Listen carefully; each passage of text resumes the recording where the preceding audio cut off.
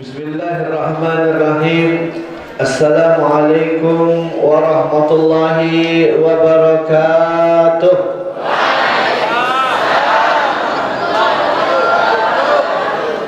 Alhamdulillah. Alhamdulillahil qawi sultanuh, al-wadih burhanuh, al-maqsud fil wujudi karamuhu wa ihsanuh. Ta'ala majduhu wa 'azima shanuh. Khalaqal khalqal hikmah وطوى عليها علمه وبسط لهم من فائد المنة ما جرت به في أقداره القسمة. اللهم صل وسلم على سيدنا محمد صاحب البصرى صلاة تبصرنا بها وأهلنا وأولادنا وجميع مشايخنا ومعلمينا وطلبتنا وطالبتنا من يومنا هذا إلى يوم الآخرة. أما بعد فيا أيها المحترمون, dani-dani para tuan guru, nakhusul dzikir, mudirul ma'had wa sahibul majlis, ayahanda tuan guru Haji Nasrullah SPDI, makanallahu bitulihi hayatihi syarifah wa hafizahullah wa ra'ah, segenap para tokoh agama, para tokoh masyarakat, para jamaah hadirin hadirat rahimakumullah. Alhamdulillah, pada siang menuju sore hari ini tiang penunggu sami masih diberikan kesehatan oleh Allah Subhanahu wa taala, masih diberikan keafiatan sehingga dapat meringankan langkah kaki kita menuju tempat yang penuh dengan keberkahan ini. Pada hari yang penuh dengan keberkahan ini, kita awali hari kita di tahun 2002 dengan penuh keberkahan, di tempat yang penuh berkah, di waktu yang penuh berkah. Semoga langkah-langkah yang kita langkahkan ke tempat ini menjadi penggugur untuk dosa salah khilaf kita kepada Allah Subhanahu wa taala, menjadi penyebab Allah mudahkan, lancarkan, gampangkan semua urusan kita, urusan duniawiyah, urusan ukhrawiyah kita, menjadi penyebab Allah kabulkan hajat-hajat kita semua. Allah kabulkan segala doa-doa kita semua yang terbaik untuk dunia akhirat kita. Ala hadhihi niyyah wa likulli niyatin salihah wa kama nawsul fil salih bisri asraril Fatihah.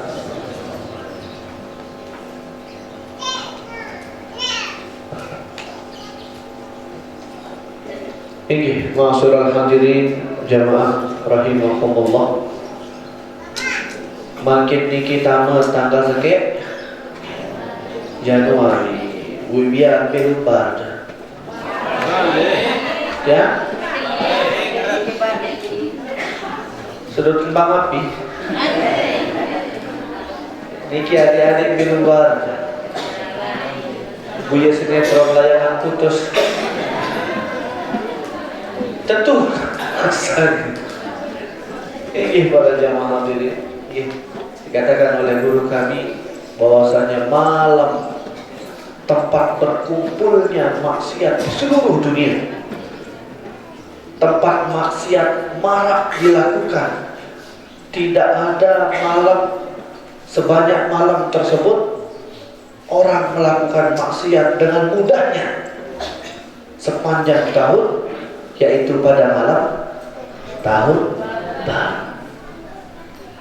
Seluruh dunia.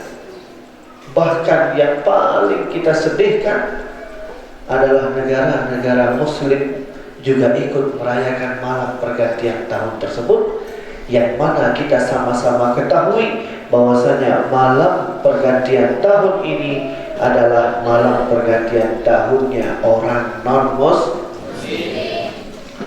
Sedangkan kita orang muslim kapan pergantian tahunnya? Pada tanggal 1 Muharram. Itu yang perlu kita rayakan, itu yang perlu kita banggakan. Kenapa sekarang kaum muslimin dengan antusiasnya ikut berbangga-bangga merayakan pergantian tahun Masehi? Di negara-negara muslim, Mekah mewah, luar biasa. Di Indonesia pada, di Lombok pada, di Kipraya, di Mataram pada. Minta hele jangan dia. Sama semua Semarang. Ini yang kita sedihkan. Yang benar kata Allah dalam Al-Quran, lan tarda ankal Yahud wal Nasara hatta tattabi'a millatahum. Mereka ini orang-orang Yahudi dan orang-orang Nasrani tidak akan pernah ridho kepada kita semua orang muslimin sampai kita mengikuti agama mereka. Memang kita tidak bisa mengikuti agama mereka, tapi sedikit tidak, gerak-gerik kita ini telah mengikuti apa yang mereka kerjakan, apa yang mereka lakukan semua. Bahkan dikatakan oleh ulama nih, perhatikan kaum muslimin kita. Semua kaum muslimin, semua negara muslim dihancurkan oleh mereka. Tidak dihancurkan negaranya, dihancurkan akidahnya. Tidak dihancurkan akidahnya, dihancurkan generasinya, dihancurkan lingkungannya. Dikira yang perlu kita sadari bahwasanya benar firman Allah dalam Al-Quran, lan tarda ankal Yahud walan Nasara hatta tattabi'a millatahum. Mereka ini orang-orang Yahudi Nasrani tidak akan pernah ridho sampai kita ikut mengerjakan apa yang mereka kerjakan. Lihat sekarang negara-negara muslim yang kuat akidahnya dihancurkan negaranya, yang kuat negaranya dihancurkan akidahnya, yang kuat segala-galanya dihancurkan generasinya. Lihat Saudi, dulu semua orang bercita-cita pokok lemak Allah beli anak pesekolah doang di Mekah Madinah. Dek apa barang ini? Pokok lemak anak di Mekah doang di sekolah. Oh lemak anak di bayi di Madinah doang di sekolah. Makin dikit semua yang bermazhab Ahlussunnah wal Jamaah susah bahkan sulit untuk kita melanjutkan pendidikan ke Mekah Madinah. Madrasahnya libatnya Abuya Sayyid Muhammad bin Abi Al-Maliki terbatas. Susah kita untuk masuk ke sana. Iqamahnya, visanya, semuanya susah. Sholatnya sekarang sudah diambil oleh kerajaan, susah kita. Semua orang sudah keluar dari sana, susah kita untuk mengirim santri kita ke sana. Belum lagi di Sayyid Nabil Al-Qamri di Makkah Al-Mukarramah, di tengah-tengah kami baca maulid di kediaman Abuya Sayyid Nabil Al-Qamri. Yang kan baca maulid, baca qasidah ilal wahda part di Singapura niki. Black kan? Black barat pembuang niki. Ia terperah juga tidur ke lampu. Begitu terus, selalu ada gangguan-gangguan. Bagi orang-orang yang berakidah Ahlussunnah wal Jamaah, dirusak akidahnya di sana. Tidak bisa berkembang Ahlussunnah wal Jamaah di sana. Lihat di Madinah Munawwarah, lihat Zaid bin Ibrahim bin Semit. Banyak tuan guru kita yang belajar di sana, tapi di bawah tahun 2010 kemarin pondok beliau dibubarkan di Madinah. Kenapa dibubarkan? Karena mikir berfaham aliran Ahlussunnah wal Jamaah tidak boleh berkembang di Mekah Madinah. Lebih-lebih di Saudi tidak boleh. Maka kita sekarang kalau ingin ziarah ke Abu Zaid bin Ibrahim bin Semit, barak balik tetap saling intih. Sekek tamu juga ada sih, dia tamu gitu. Aku meriah, ya bodoh. Karena selalu ada mabahis, selalu ada intelijen yang selalu mengintip aktivitas-aktivitas dari guru-guru kita yang Ahlussunnah wal Jamaah di sana. Negaranya tidak dihancurkan, tapi akidahnya yang dihancurkan. Kita yang Ahlussunnah wal Jamaah susah untuk berangkat ke sana untuk menuntut ilmu. Layak pirat-pirat milih umrah, pirat-pirat milih haji berangkat. Makin tinggi. Kalau kita mau umrah, niki setahun 2 kali harus denda. Seharusnya logikanya semakin sering orang datang ke negara kita, semakin banyak devisa yang kita dapatkan. Seri ruwet mau negara, tapi Saudi tidak mau. Pokok saya sak milih berangkat ke Saudi setahun 2 kali harus denda dulu. Jadi setahun sekali mau umrah. Apalagi yang terjadi sekarang selama pandemi, Ka'bah Masjidil Haram ditutup. Bahkan kemarin sempat dibuka kembali, sekarang dibatasi lagi. Ini Saudi, negara Islam, tempat datangnya Islam, tempat lahirnya baginda Nabi, tempat hijrahnya baginda Nabi, Makkah dan Madinah, hancur akidahnya. Sampingnya Saudi, kita bergeser ke negeri Yaman, tempat kami belajar. Yaman akidahnya kuat, ahlus sunnah wal jamaah. Bahkan dikatakan negara dengan ahlus sunnah jamaah terkuat di seluruh dunia, yaitu di negeri Yaman, khususnya di negeri Hadramaut. Bahkan kita yakini Islam yang datang ke Indonesia, khususnya di Lombok ini, memang berasal dari negeri Hadramaut, dari negeri Yaman. Para habaib yang datang, yang berdakwah ke Indonesia dari zaman Wali Songo sampai detik ini, kebanyakan mereka dari Yaman. Bahkan kita di Yaman dulu sampai heran melihat tradisi berpakaiannya orang Yaman. Yang pada berada ngasasa selewuk kotak-kotak, kadu kelambi koko kelambi he muk besungkuk, kadang ngarak surban, kadang ngarak dek.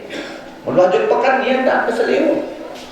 Ya makan pada dua kata dengan sasa. Kalau memang Islam kita dulu itu dibawa oleh ulama-ulama yang datang dari Mekah Madinah, mungkin kita ini beretok, begamis, berjubah. Dari sini kita yakin bahwasanya Islam yang datang di Lombok, khususnya di Indonesia, ini memang berasal dari Hadramaut, dari negeri Yaman. Karena tradisi kita mulai dari ziarah kubur, tradisi kisah baca maulid Nabi, perayaan maulid Nabi, membaca tahlil, zikir, istighosah dan lain sebagainya, semua itu berasal dari negeri Hadramaut. Ada satu lagi, ketika kami sampai di Hadramaut, ketika kita belajar di sana, selesai pengajian umum begini bersama Al-Habib Salim Syadiri, ada satu doa yang bikin saya tertegun. Apa itu? Doa yang dibaca di sana setelah pengajian, Rabbana fa'na bima. Coba, Rabbana fa'na bima 'allamtana, Rabbi 'allimna alladhi yanfa'una. Nika yang dibaca sama persis yang dibaca oleh kita ahlus sunnah yang ada di Lombok khususnya. Dari sana kita sadar, oh ternyata Islam yang ada di Lombok ini dan di Indonesia ini memang berasal dari negeri Yaman. Kuat ahlus sunnah wal jamaahnya, tapi apa? Negaranya dihancurkan oleh mereka. Diadu domba, mereka diadu domba. Teadokan isi dengan dua, perang mereka sesama saudara. Negara Yaman Utara pecah dengan Yaman Selatan, perang sesama saudara mereka. Setelah pecah Yaman Selatan sama Yaman Utara, di Yaman Utara perkabilah juga begitu saling merebut kekuasaan, sampai detik ini satu-satunya negara yang tidak punya presiden ya Yaman. Berbeda dengan negara presiden, tapi karena mereka hidupnya seperti hidupnya para sahabat, hidupnya para tabi'in, seperti tidak ada apa-apa. Kalau kita datang ke Hadramaut nih, negeri Hadramaut, perasa-rasa dan tidak ada apa-apa. Aman, tenteram. Memang di luar Hadramaut mereka perang, tapi di negeri Hadramaut ini biasa, tidak ada apa-apa. Kenapa? Karena hidup mereka dipenuhi dengan ibadah. Bahkan dikatakan negeri Hadramaut ini negeri sejuta wali. Bahkan ada satu makam dinamakan makam Zambal, yang mana di makam Zambal ini dimakamkan 80.000 wali dan beberapa dari minal aqtab, dari wali kutub. Bahkan orang-orang yang di pasar di sana, di sekitaran sana, di negeri Hadramaut niki, semua pedagangnya niki masya Allah luar biasa.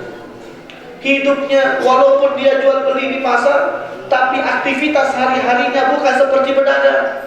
Kalau tidak ada yang datang belanja, dia membuka Al-Quran, dia membaca Al-Quran. Walaupun mereka sudah hafal, tetap mereka buka Al-Quran.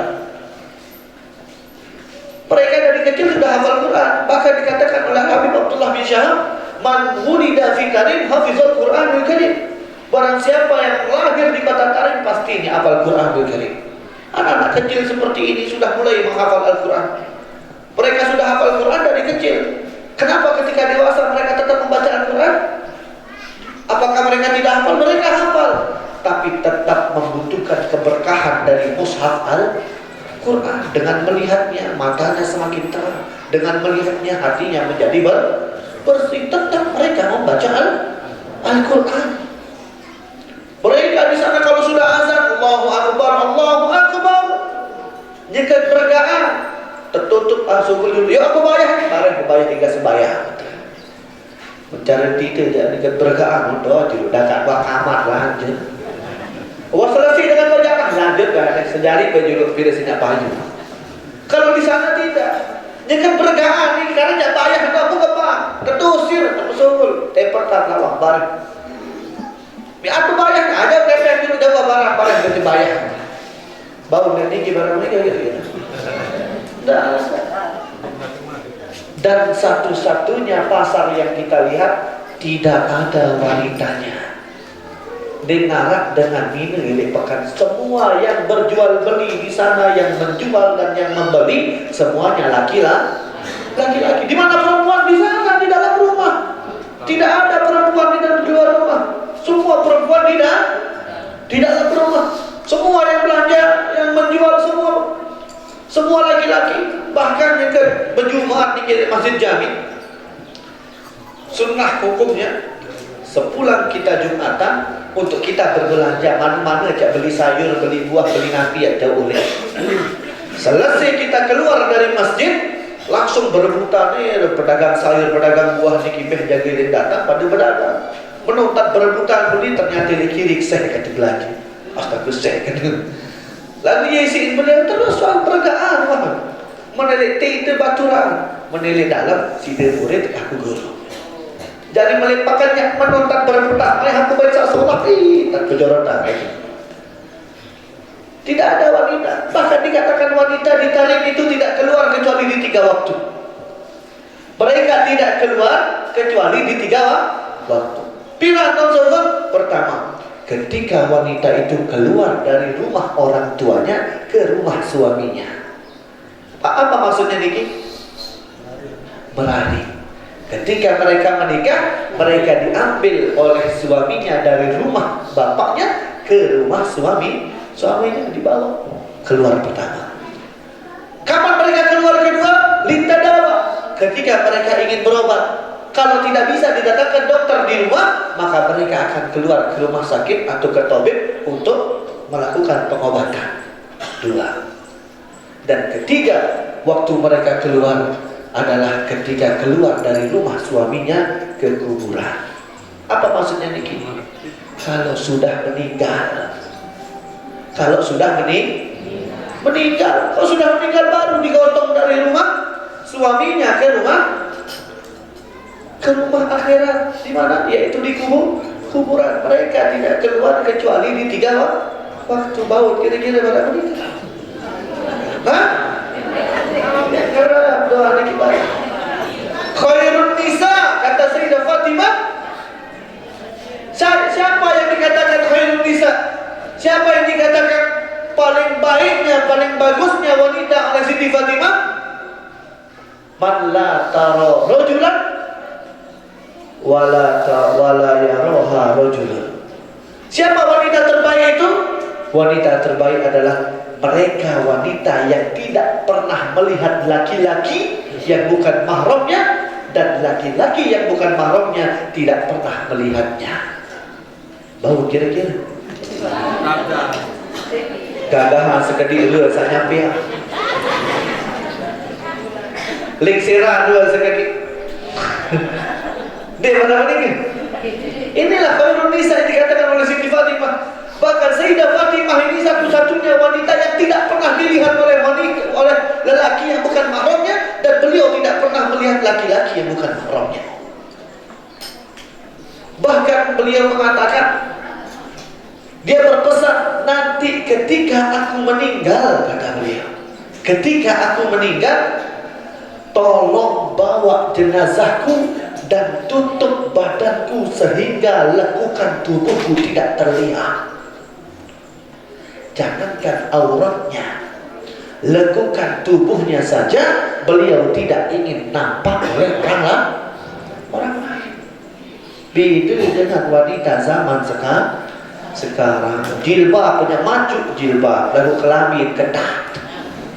bisa kita lakukan tubuh model ini dakak model sahrono model segita semenok tetap segita hawa nafsu orang-orang untuk melihatnya.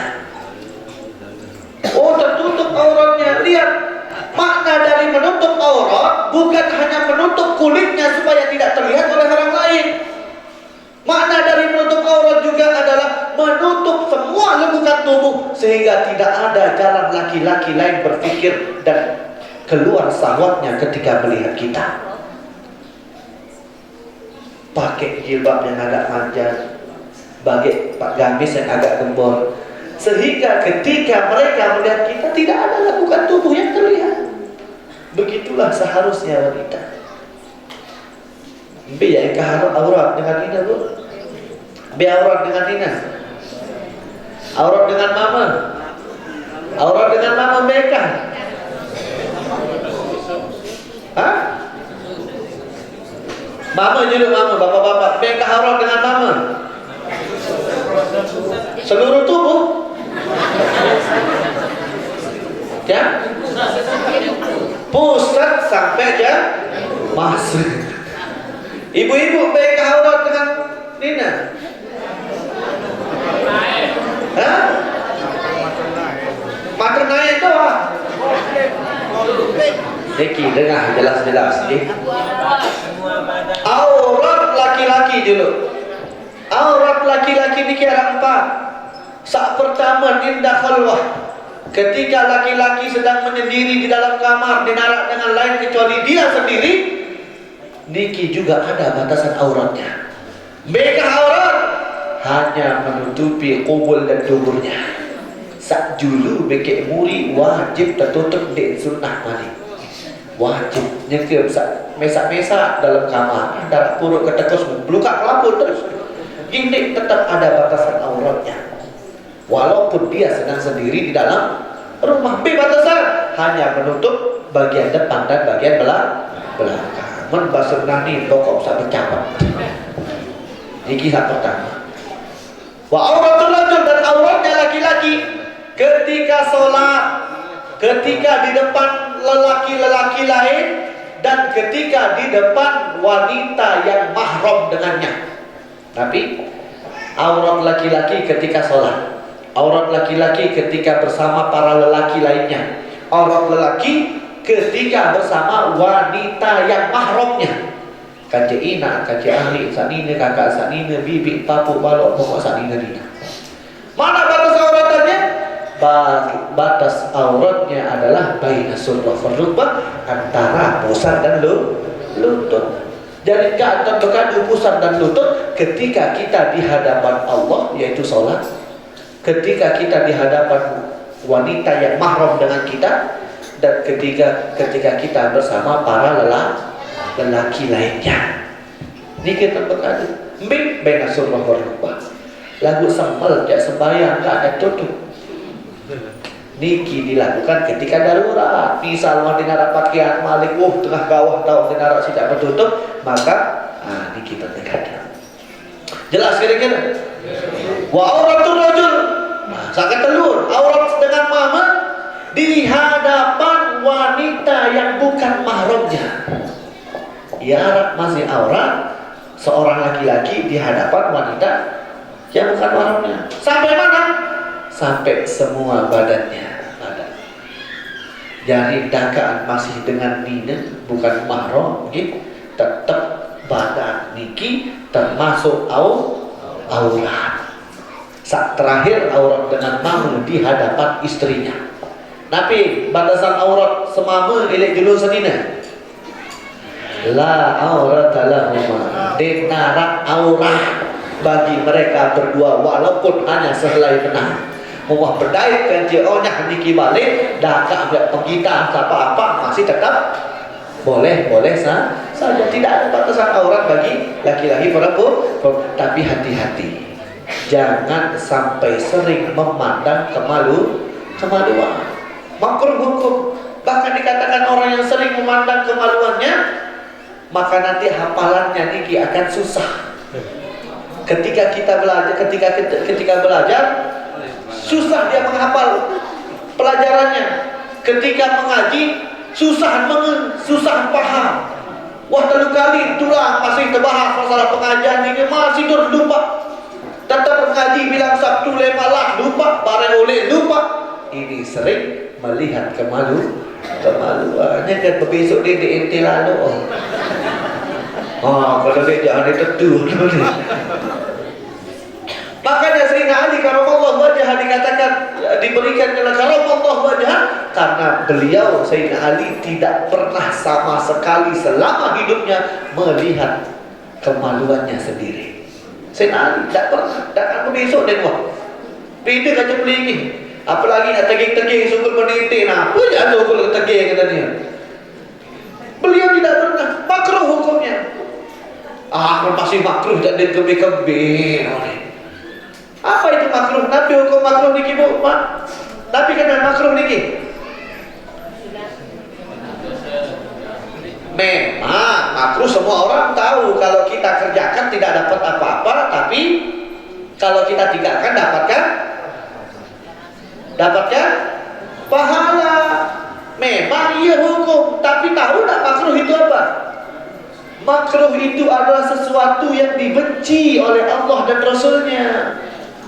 Iya sak temeri, adanya meri tetap pegawai dah hak temeri isi baginda Nabi. Apa yang kita dapatkan?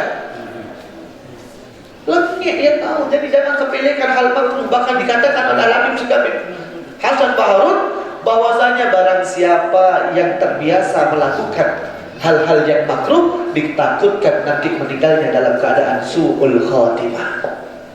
Nah, ini hati-hati. Dia sampai sepelean hal-hal sama makruh.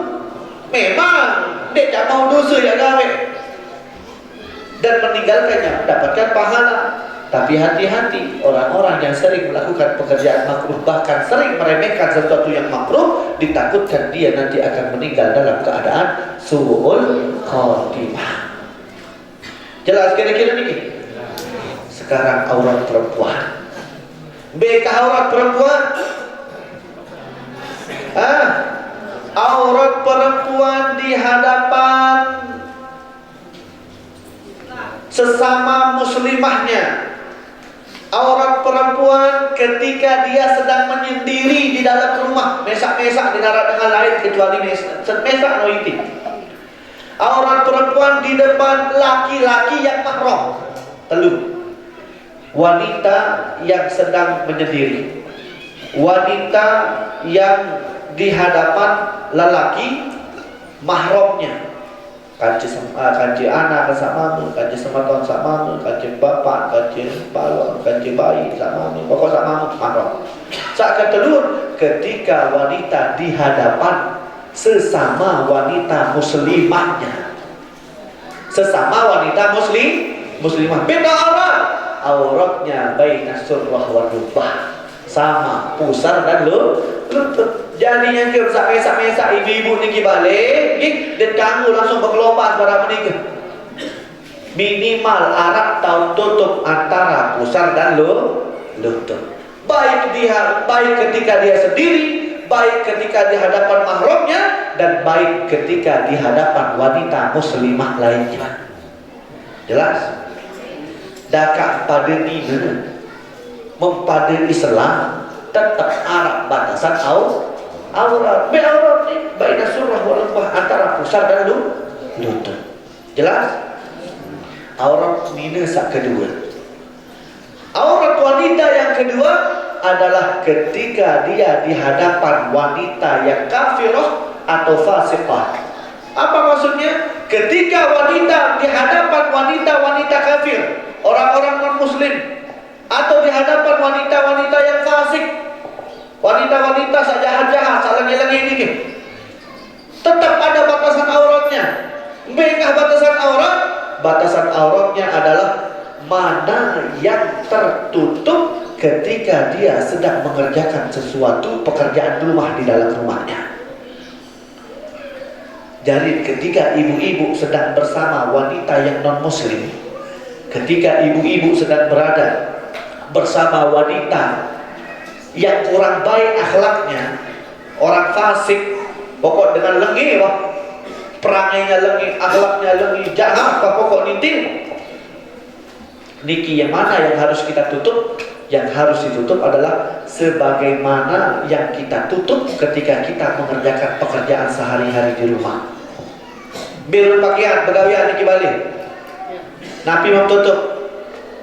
Napi tertutup nyikan pegawian, nyikan mupuk, nyikan meriap, nyikan kerikak, nyikan nyapu balik. Napi mau tutup.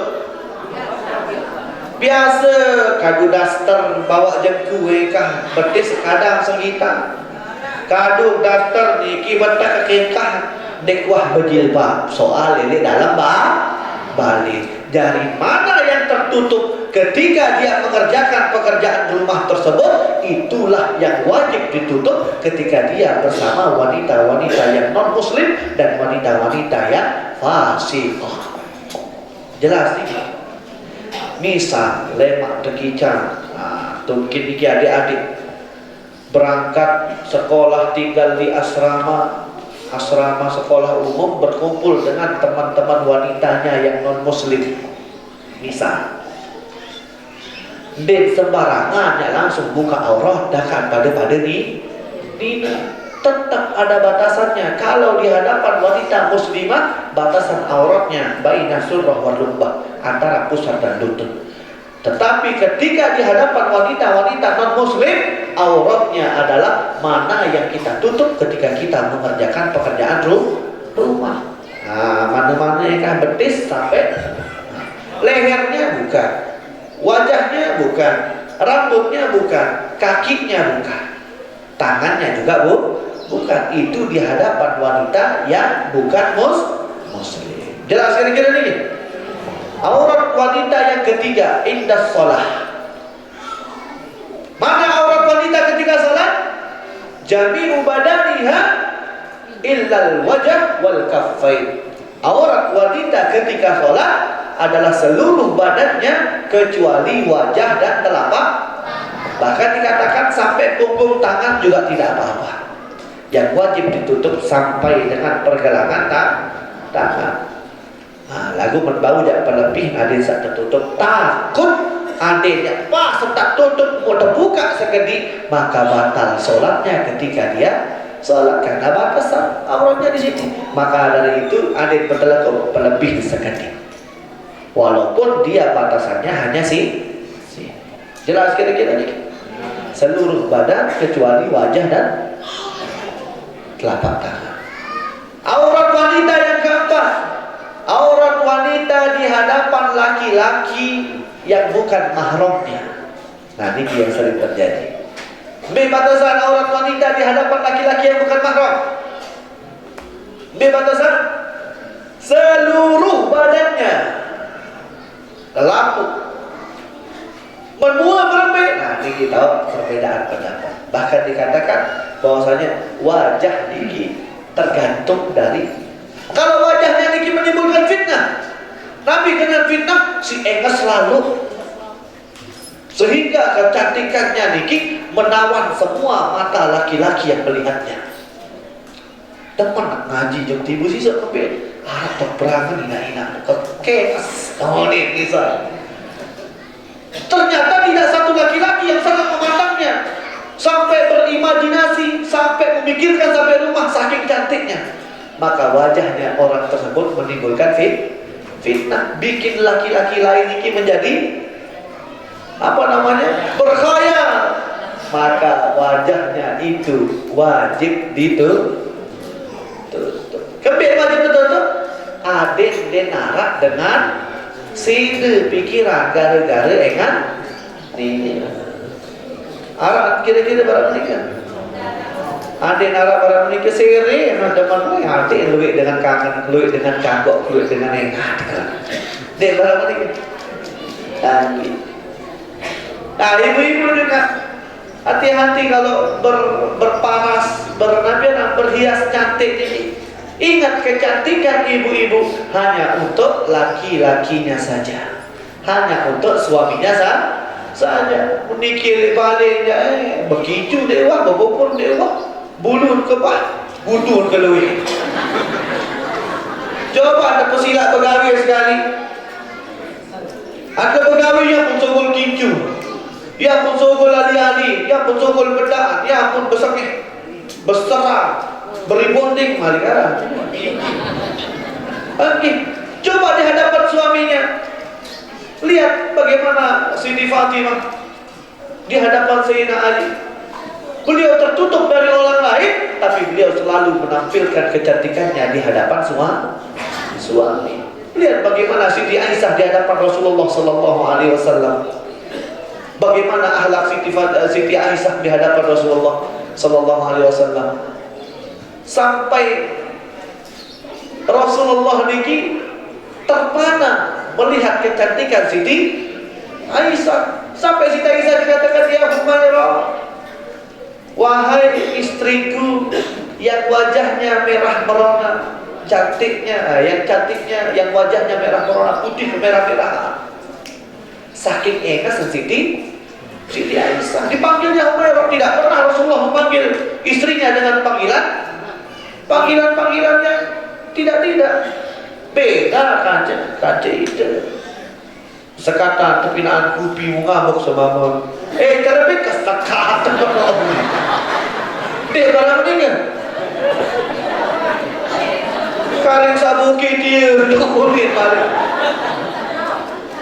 Lihat bagaimana kasih sayang Rasulullah kepada istri-istrinya, ucapan-ucapannya, bagaimana tingkah laku Rasulullah kepada istrinya. Rasulullah bukan hanya di Siti Aisyah saja berbuat mesra dan romantis, tidak, ke semua istrinya juga Rasulullah berbuat hal yang sama, tidak ada bedanya. Baik istri muda, istri tua, istri-istri yang lain, semua diperlakukan dengan hal yang sama. Dipanggilnya dengan panggilan yang indah, diromantisi. Pokoknya bagaimana cara mereka menghidupkan rumah tangga yang sakinah, mawaddah, warahmah. Pernah satu ketika Rasulullah SAW terlambat pulang dari majelis. Agak malam Rasulullah pulang. Ketika sampainya di rumah, dia lihat rumahnya itu sudah tertutup. Apa yang dilakukan Rasulullah? Rasulullah pergi mengambil pelepah kurma, ditaruhnya di depan pintu rumahnya, kemudian beliau tidur di atas pelepah kurma tersebut. Kenapa Rasulullah melakukan seperti itu? Rasulullah tidak mau mengganggu tidur istrinya.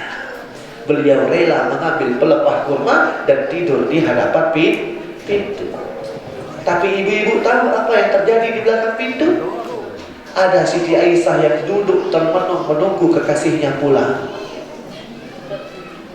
Jadi satu malam tersebut, di sebuah pintu di depannya ada baginda Nabi yang rela tidur di atas pelepah kurma karena takut mengganggu tidur istrinya, dan di balik pintu ada istrinya yaitu Siti Aisyah yang tidak mau tidur, termenung menunggu kekasihnya pulang.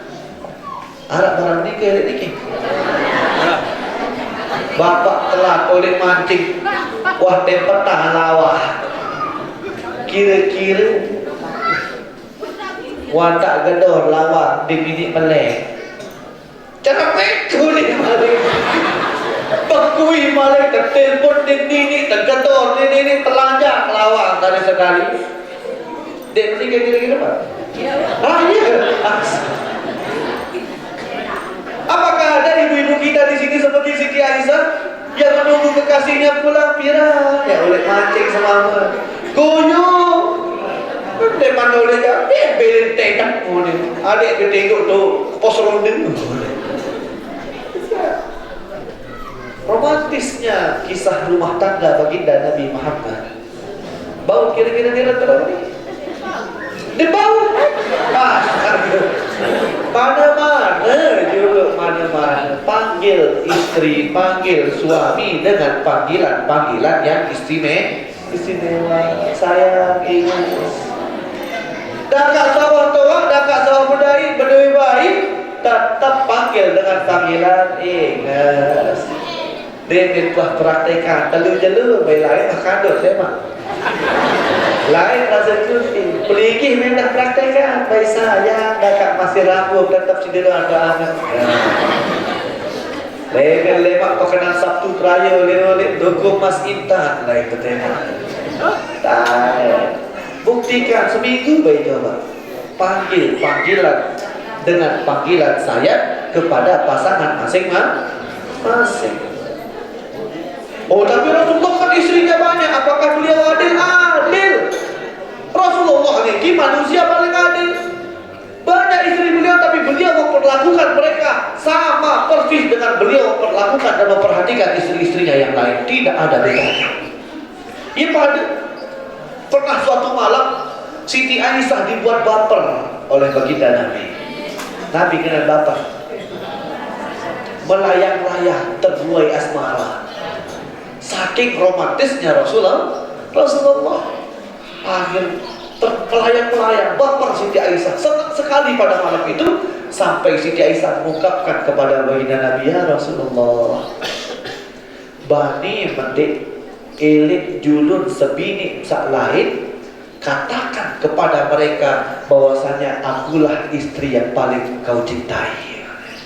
Bani depan, elit julun madu sak lain je, kena diki sak bajang doang paling sayang atau sak doang paling mekangan. Bani, oh dek tepuk terus. Oh dek tepuk terus. Kemudian apa kata Rasulullah setelah ditantang oleh Siti Aisyah? Apa kata Rasulullah? Oh iya, nanti akan aku sampaikan kepada mereka. Kemudian diambilkan anggur, kemudian Siti Aisyah disuapi anggur dengan sangat romantis. Intinya malam itu tidak bisa dilupakan oleh Siti Aisyah radhiyallahu anha. Pesan Rasulullah terakhir kepada Siti Aisyah, ya Aisyah, dedek barak sak lain tak menindak perlakuan. Jangan kasih tahu yang lain bahwasanya begini caraku memperlakukan. Ambil kesuapan. Seri baper Siti Aisyah semakin melayang-layang. Tiba giliran di istri yang lain. Beliau memperlakukan dan memperhatikan istri yang lain persis sama persis dengan apa yang beliau lakukan kepada Siti Aisyah. Dibuatnya suasana menjadi romantis. Kemudian terakhir disuapinya istrinya tersebut dengan anggur yang sangat-sangat dengan manjanya. Kemudian terakhir Rasulullah berpesan, jangan kasih tahu yang lain bahwasanya begini caraku memperlakukanmu. Sirih terpaku malu istrinya. Ternyata mesak depan mata. Adil tak Rasulullah? Adil. Sampai ke istri yang berikutnya sama persis yang dilakukan. Dibuatnya rumah tangganya menjadi romantis. Malam itu dibuat suasananya menjadi suasana yang istimewa. Terakhir kemudian disuapinya anggur. Kemudian setelah disuapi anggur dipesannya satu persatu, jangan kasih tahu yang lain bahwasanya aku memperlakukanmu seperti ini. Sampai semua istrinya selesai mendapatkan perlakuan dan perhatian yang sama dari Rasulullah Sallallahu Alaihi Wasallam. Sangat dek semini ini, sangat. Sampailah waktu yang ditunggu oleh Siti Aisyah. Ya Rasulullah, setelah majelis, jadi Rasulullah punya kebiasaan mengumpulkan istri-istrinya dalam satu majelis. Ada majelis ummahatul mukminin. Kumpul bangun kira-kira 4 pelingin bersama. Goyur. Belah jebuk piring. Kumpul. Waktu yang ditunggu oleh Siti Aisyah tiba. Kemudian Siti Aisyah menagih janjinya kepada baginda Nabi, ya Rasulullah, di antara kami para istri-istrimu niki, saya sak paling mengkangen. Kira-kira waktu kemenok Nabi sudah menjawab, Pak.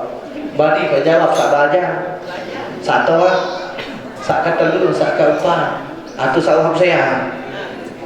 Dan Bani, tapi dengan kecerdasan Rasulullah Sallallahu Alaihi Wasallam, apa jawaban beliau? Yang paling aku sayang adalah yang aku suapi dengan anggur pada malam itu. Saya tersuapan anggur? Semuanya tertunduk malu. Alhamdulillah aku kena. Ada tak Rasulullah? Adil, cerdas, adil, kemudian Romantis. Bau gini-gini barang mereka. Mana-mana juluk niat kita hidupkan rumah tangga kita sebagaimana rumah tangga baginda Nabi Muhammad sallallahu alaihi wasallam. Itulah yang aurat Siti Fatimah. Jangankan untuk kulitnya terlihat, lekukan wajahnya, lekukan badannya pun dia tidak ingin terlihat oleh orang lain. Bahkan nanti di surga, ketika di akhirat nanti diceritakan bahwasanya ketika rombongan Siti Fatimah akan menyeberangi sirat, tiba-tiba nanti ada suara yang keras lantang mengatakan, pejamkanlah mata kalian semuanya, karena Fatimah Zahra Al-Batul akan melewati sirat.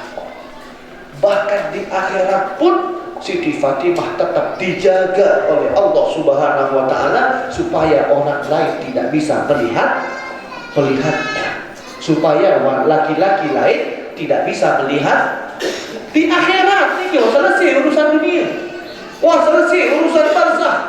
Kalinya seberangi sirat masih tetap dijaga oleh Allah supaya orang-orang tidak bisa melihat Siti Fatimah dan rombongannya lewat kepada di Siratal Mustaqim.